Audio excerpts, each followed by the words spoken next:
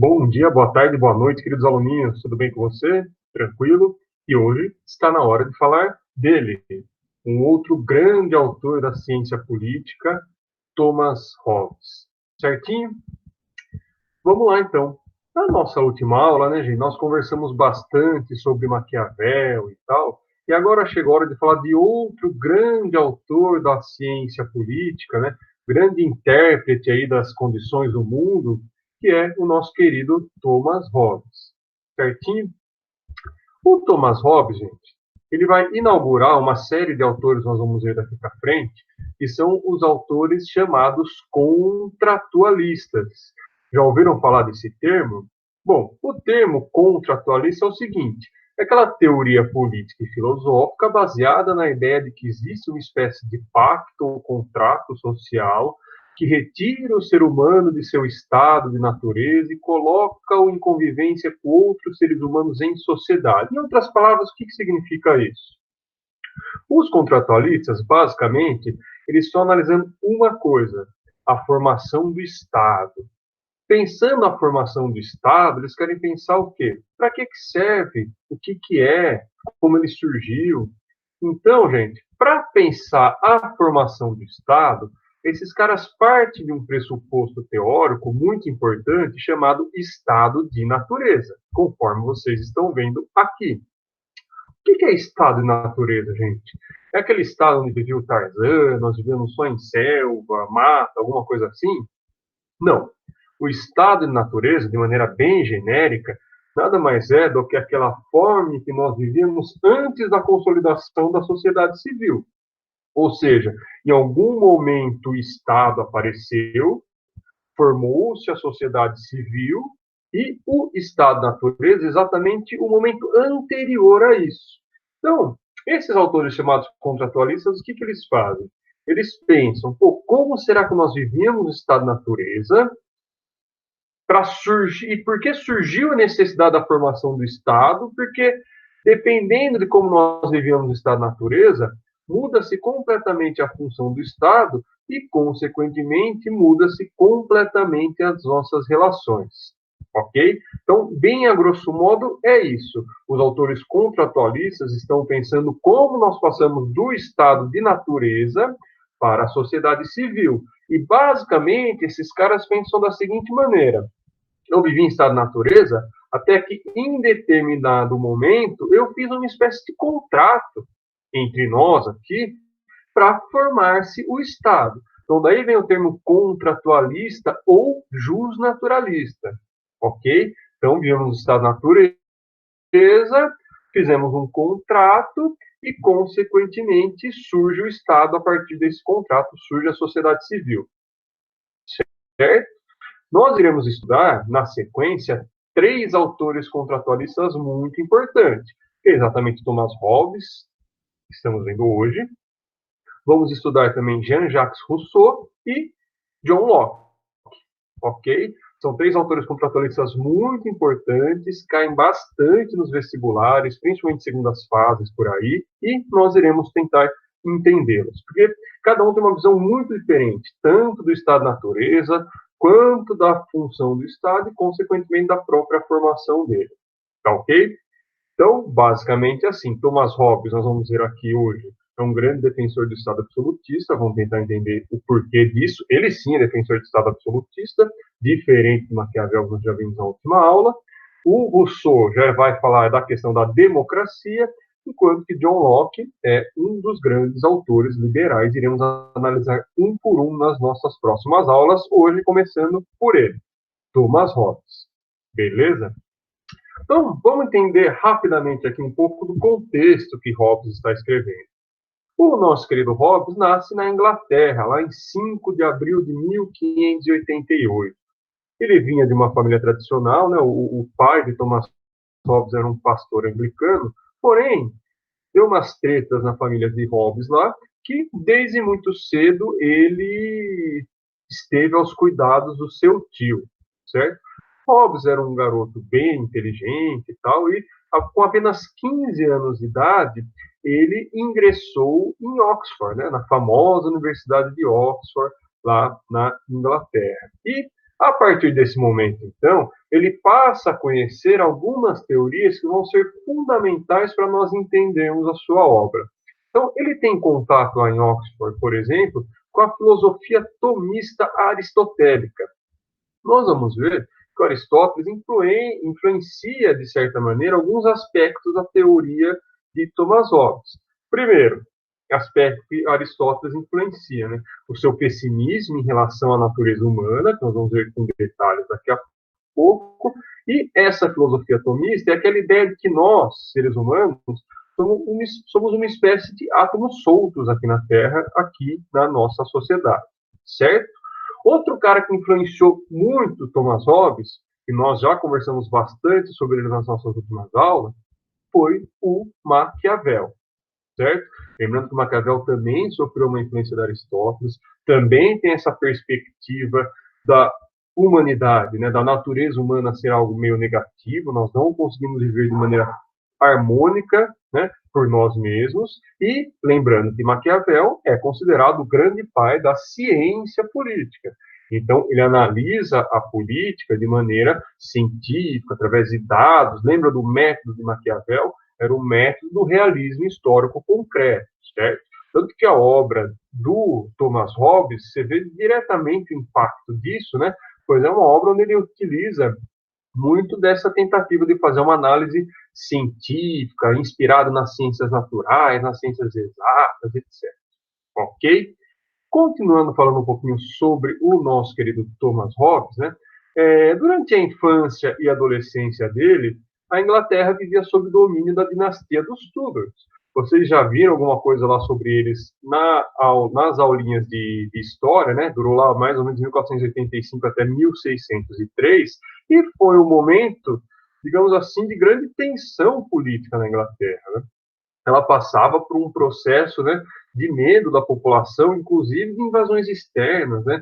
E havia uma grande tensão, um grande medo de uma invasão espanhola, por exemplo. Isso nos ajuda a entender um pouco as ideias de Thomas Hobbes, né? Lembrando que o Thomas Hobbes, esse sim é um grande autor defensor do absolutismo, e ele o faz de maneira científica, por isso nós estamos analisando ele aqui, certo? Então, esse contexto aqui da sua infância e da adolescência, né, de grande tensão política inglesa, nos ajuda a entender um pouco a sua defesa em relação ao absolutismo, certo? Em 1621, o nosso querido Thomas Hobbes foi assistente de outro cara que foi bem importante na sua formação, que foi o filósofo Francis Bacon. O Francis Bacon, você já deve ter visto alguma coisinha também na área de filosofia e tal, mas ele é um daqueles filósofos empiristas ingleses, lembram disso? Aqueles que defendiam ali a experiência empírica, né? E essa foi meio que uma base da metodologia científica hoje. Então, o Francis Bacon também exerceu uma grande influência em Thomas Hobbes. Olha o Bacon aqui, que fofinho, certo? Por curiosidade também, na década lá de 1630, o Thomas Hobbes ele era preceptor, professor de algumas figuras e tal, e nesse período, né, ele acabou viajando pela França, por outros países, ele acabou conhecendo René Descartes, Galileu Galilei, e cada um de alguma maneira acabou exercendo uma certa influência também na sua teoria, certo? Voltando um pouco à questão da história inglesa nesse período, o que aconteceu? Em 1642, vocês se lembram, né? Então, rolou aqui a dinastia Tudor e tal, na infância e adolescência do Thomas Hobbes, né? Porém, em 1642, um pouquinho mais para frente, teve ali a conhecida Revolução Inglesa, né? A Revolução Inglesa acabou instaurando posteriormente a República dos Cromwell. Vocês lembram disso? E pelo Thomas Hobbes, me perdoem, ser considerado um grande defensor do absolutismo, ele foi condenado ao exílio, ele teve que se retirar, portanto, da Inglaterra. E nesse mesmo período, um pouquinho depois, aliás, o Thomas Hobbes ele foi preceptor. Preceptor é aquele cara meio que era o tutor, né, um professor particular e tal. O Thomas Hobbes, desde que ele se formou, ele exercia essa função. E em 1846, durante o seu exílio, ele estava na França, para ser mais específico, ele foi o preceptor do príncipe Carlos, né? Príncipe Carlos é esse sujeito aqui, ó, que viveu de 1630 até 1685, e mais para frente, em 1660, quando foi instaurada novamente a monarquia na Inglaterra, o príncipe Charles, então aluno e pupilo do Thomas Hobbes, acabou sendo, portanto, o conhecido Carlos II. O pai do Carlos II, o Carlos I, aqui durante a Revolução Inglesa, ele havia sido enforcado e tal, ele obviamente perdeu o trono, e mais para frente, quando a monarquia foi instaurada, portanto, o Carlos II, que foi aluno do Thomas Hobbes, acabou sendo, portanto, o rei da Inglaterra, certo? Por que eu estou falando isso? Porque diferente de Maquiavel, vocês lembram, que a todo momento ele tentava, de alguma maneira, participar do governo e tal, não conseguia, ele acabou morrendo desconhecido, a sua obra só foi considerada mais para frente. O Thomas Hobbes, mesmo com altos e baixos, né, um baixo durante a proclamação da República, mas depois o cara que foi seu aluno acaba virando o rei da Inglaterra, ele teve uma influência importante na história da Inglaterra, ele teve uma influência importante em vida ainda na política inglesa de alguma maneira. Beleza?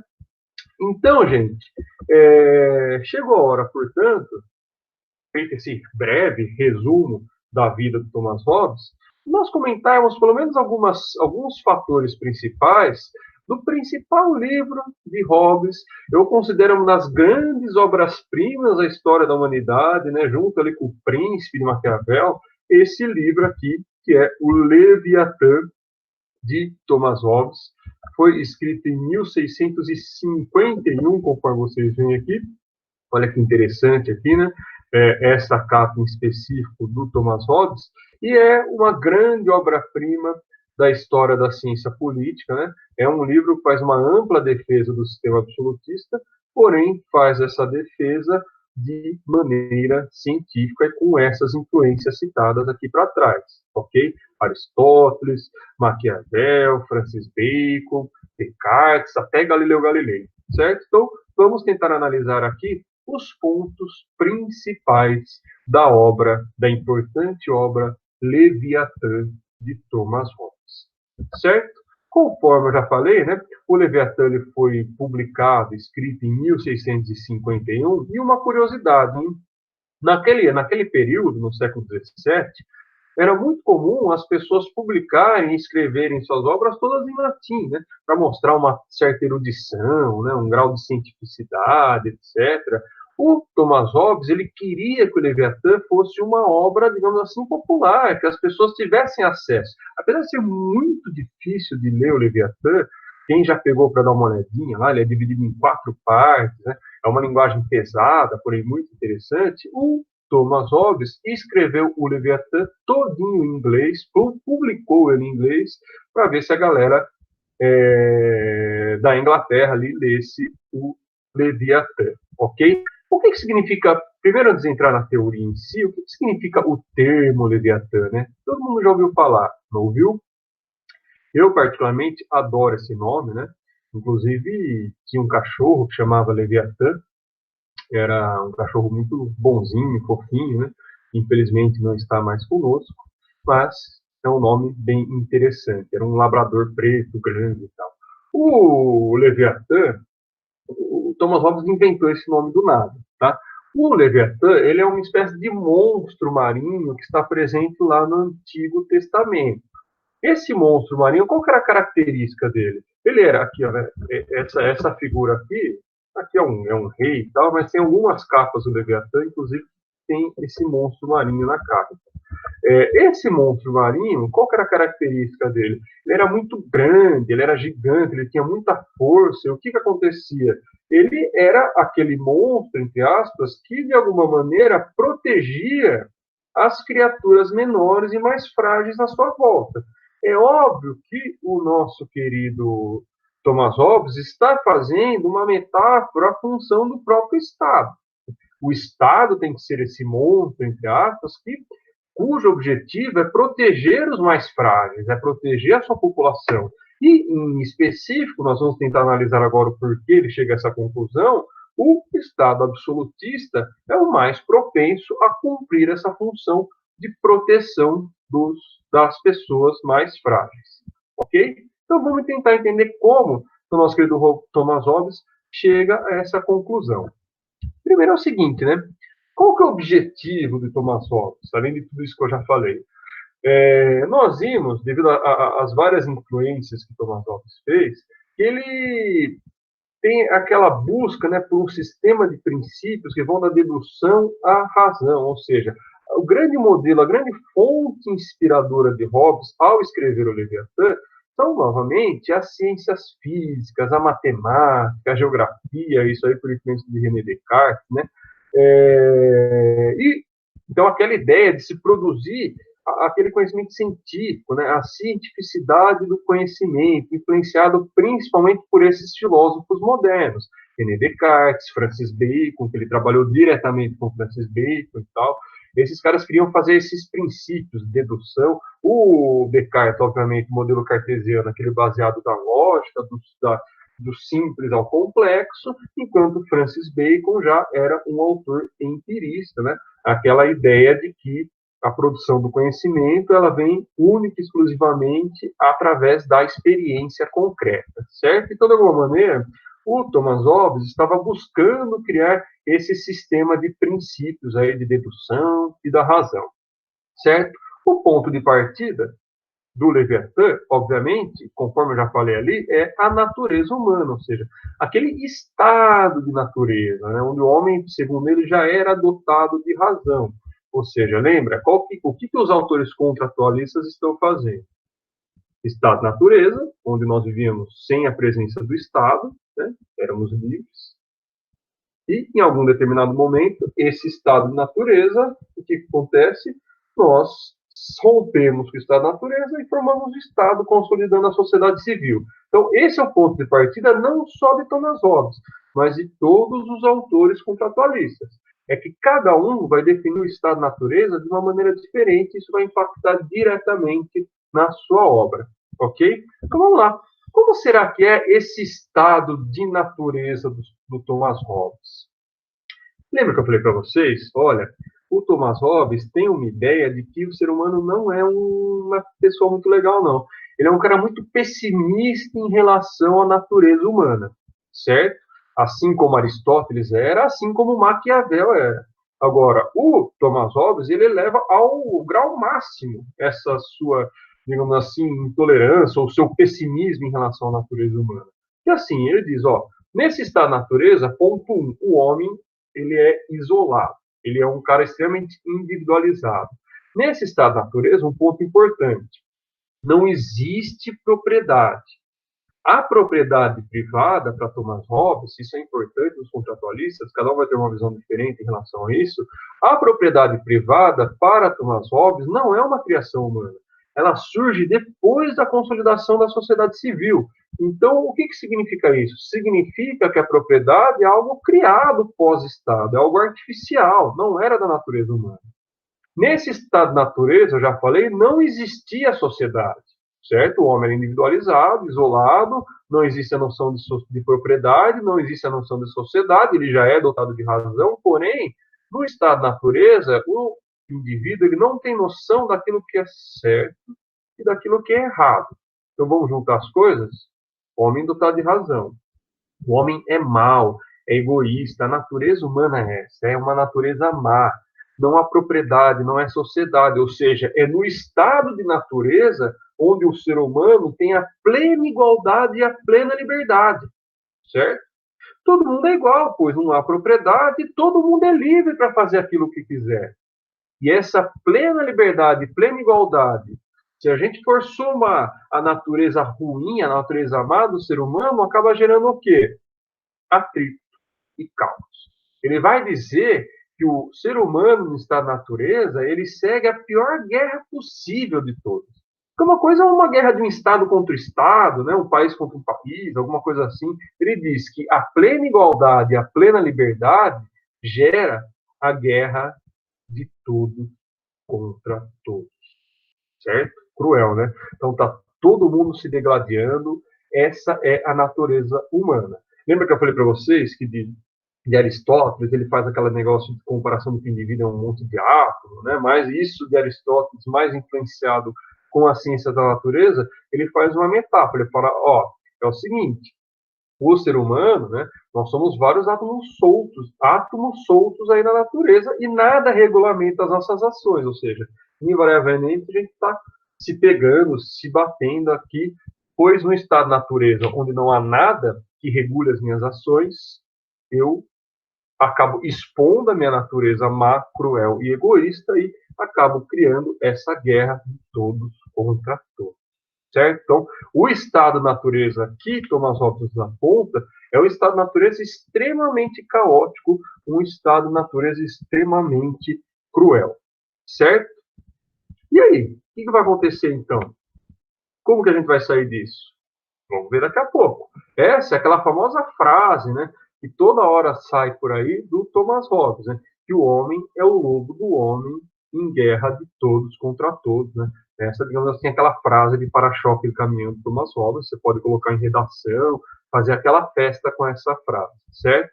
E como que a gente faz, então, para sair disso? Eu fiz mais ou menos aqui o que eu faria na lousa para vocês, tá? Para a gente tentar entender essa bagaça aqui, ó. Aqui, ó, tá vendo essa bolinha branca com esses pontinhos aqui? Somos nós, certo? Nós somos esses átomos soltos vivendo em sociedade, nos degladiando. Aqui somos nós no estado de natureza, certo? Não há propriedade, não há noção de certo e errado, não há sociedade. Estamos nesse caos que é a guerra de todos contra todos. Só que aí é o seguinte, chega um determinado momento, gente, que a gente fala, opa, peraí, o instinto de sobrevivência humana vai falar um pouco mais alto. Fala, opa, peraí, se a gente continuar se degladiando aqui, todos contra todos, o que vai acontecer? Meu, o bicho vai pegar. Nós corremos o risco de acontecer o quê? De nos extinguirmos, de rolar extinção, sei lá, dos seres humanos na face da Terra. Então, o que acontece?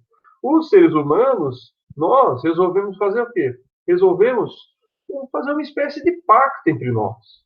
Um contratão. Onde eu vou fazer o quê? Eu vou abrir mão desse minha plena liberdade e dos meus plenos direitos. Ou seja, eu abro mão da minha liberdade plena, eu vou alienar os meus direitos, certo? Quais direitos eu estou alienando? Todos aqueles direitos que, de alguma maneira, colocam em risco a minha vida em sociedade. Então, eu vou alienar os meus direitos e a minha liberdade para quem? Eu vou alienar esses direitos para a formação do Estado. Então, o Estado surge exatamente desse contrato que as pessoas fazem, um contrato meio que unilateral, abrindo mão dos seus direitos e da sua liberdade para formar o Estado. E o que o Estado tem que fazer em troca nesse contrato unilateral? O Estado, conforme estou colocando aqui, ó, o Estado ele tem que prover para mim a paz e a segurança. Certo? Então, esse, aliás, é a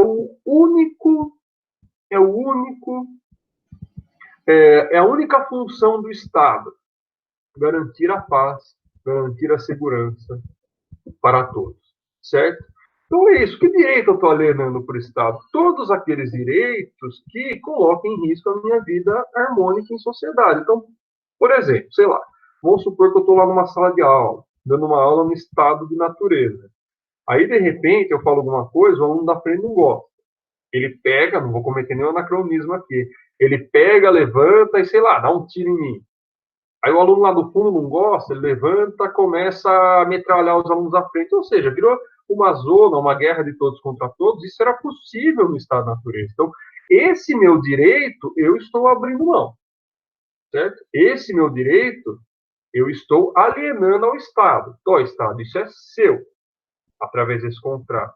Agora, nesse mesmo estado de natureza, eu tinha o direito de vir aqui, sei lá, e plantar uma flor no jardim de casa. Esse direito que não coloca em risco a minha vida em conjunto, a minha vida de sociedade, esse eu não preciso alienar ao Estado. Entenderam?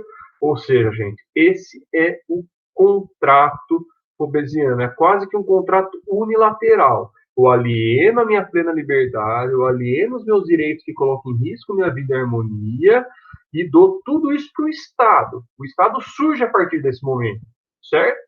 E com isso, o que o Estado me garante? Então, a paz e a segurança, certo? É só através da soberania do Estado que eu... Então, a única função do Estado é essa, né? É mais uma vez uma crítica também ao período feudal, período em que não havia soberania do Estado, então, consequentemente, não havia paz e segurança, certo? Interessante isso, né? Então, só recapitulando alguns conceitos que nós falamos aqui, isso daqui, ó. O Estado, portanto, para Thomas Hobbes, gente, é esse garantidor da paz. Essa é a função do Estado, garantir a paz e a segurança, certo? Então, existe essa transferência dos nossos direitos, né, através desse contrato quase que unilateral, né, já que o contrato é transferência mútua de direito, para manter a paz, certo? Esse pacto, esse contrato, ele pode ser feito em tempos diferentes. Por exemplo, você vai viver numa sociedade, não é porque você não estava lá na época que aquele contrato foi feito, que você não tem que respeitá-lo, você vai ter que respeitar de todo jeito. Ou seja, esse grande pacto, o que é para nosso querido Thomas Hobbes?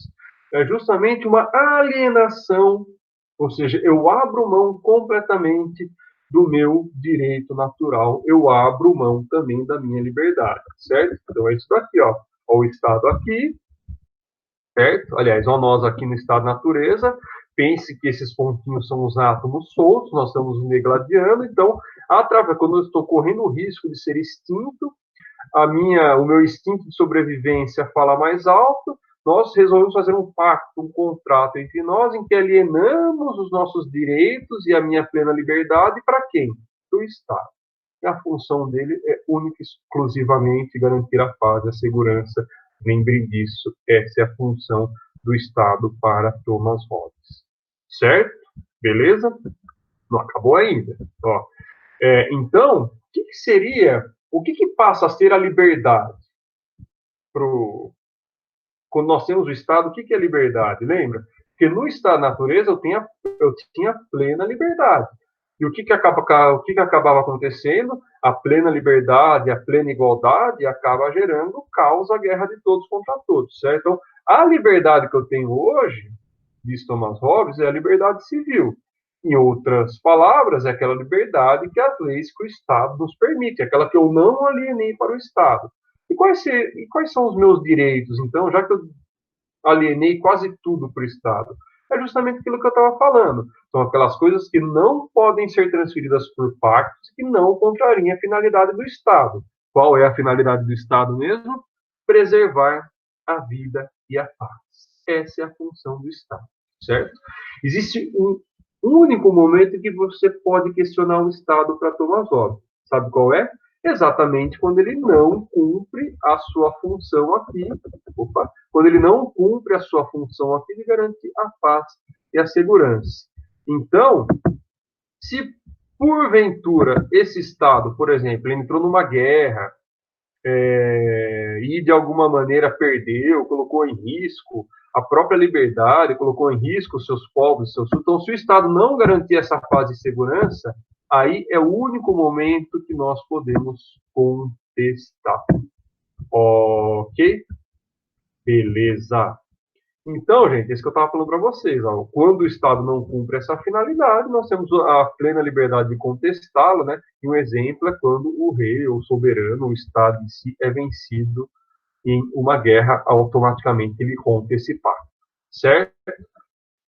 Agora, outras coisas que nós já havíamos falado, né? A propriedade privada, portanto, para Thomas Hobbes, não existe nesse estado de natureza, né? Portanto, ela é artificial, é um ser artificial que nasce após a formação do Estado, após a consolidação da sociedade civil. Agora, lembra que eu falei para vocês no começo da aula? Eu falei assim, olha, o Thomas Hobbes, ele é um defensor do absolutismo, certo?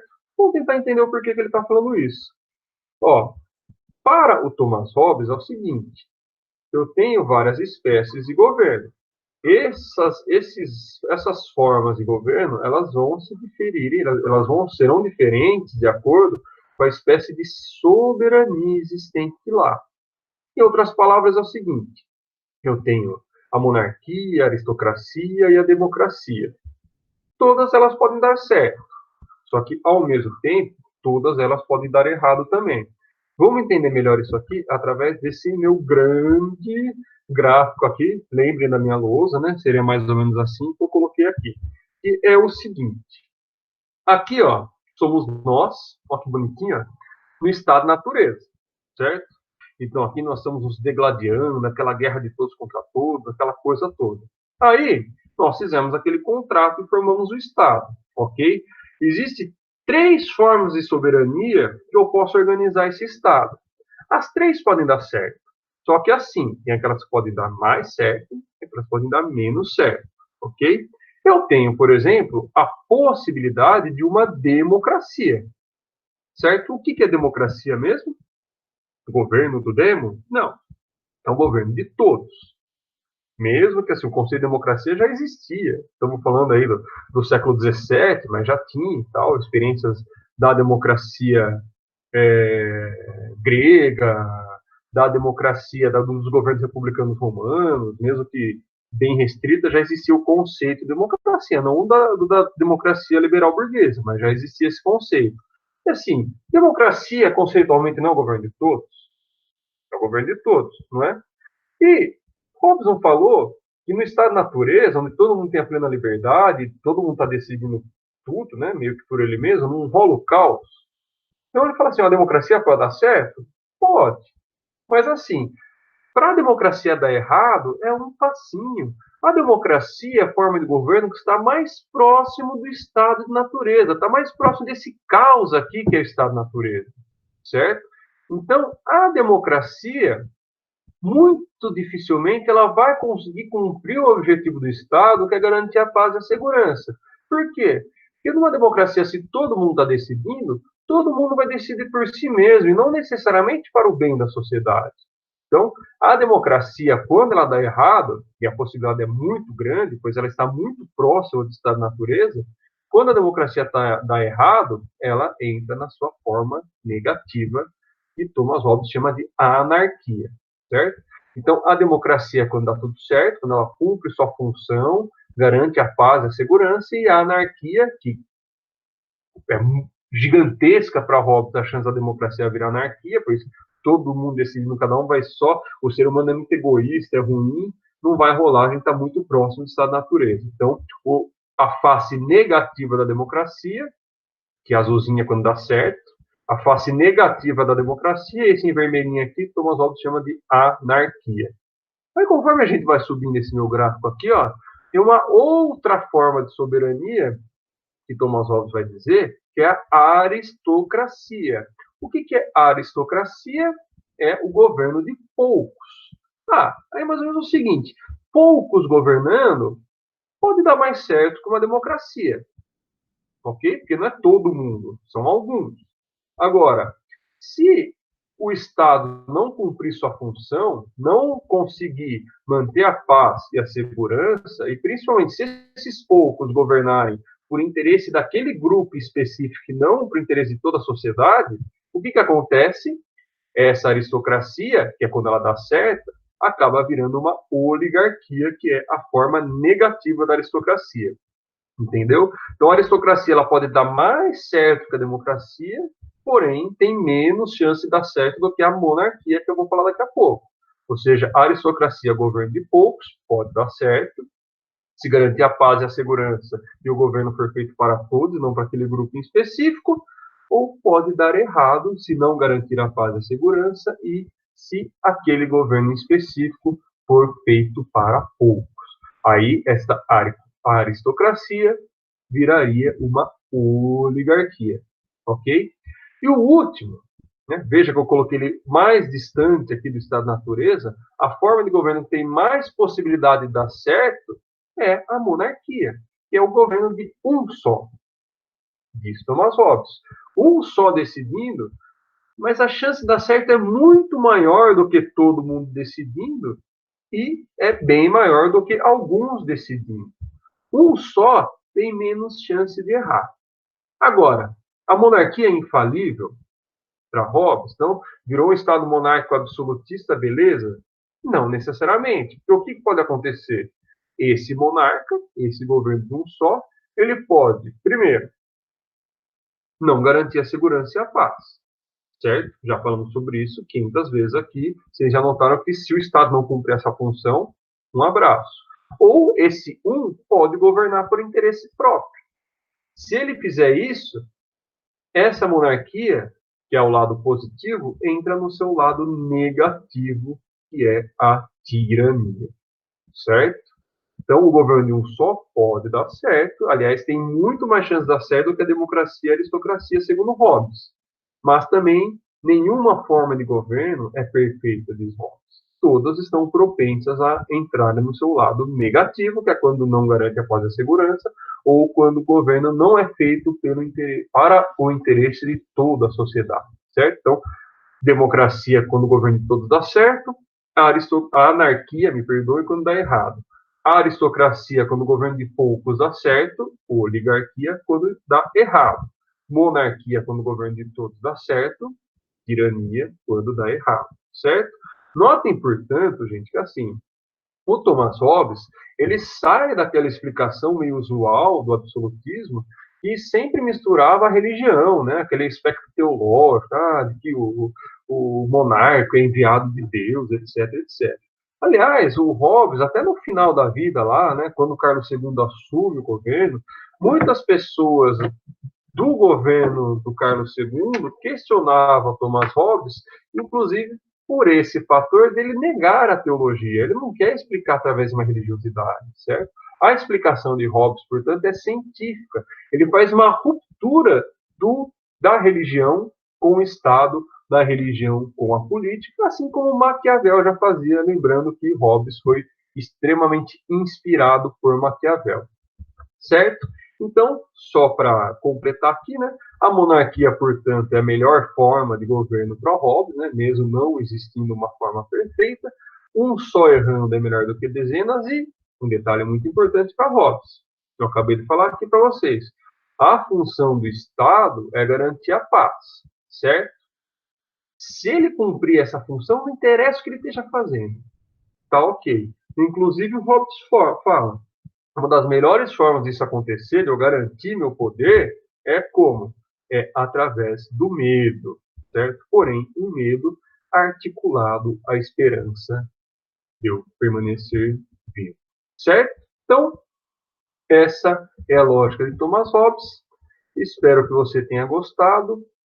Nas próximas aulas falaremos mais. A próxima em específico, vamos ver ali, digamos assim, o autor que é antagonista a Thomas Hobbes, né? Que é o Jean-Jacques Rousseau, que está falando exatamente o oposto de Thomas Hobbes, mas falaremos sobre isso aqui, nesse mesmo Tempo do Saber, nesse mesmo horário, nas próximas semanas. Imperdível! Tchau!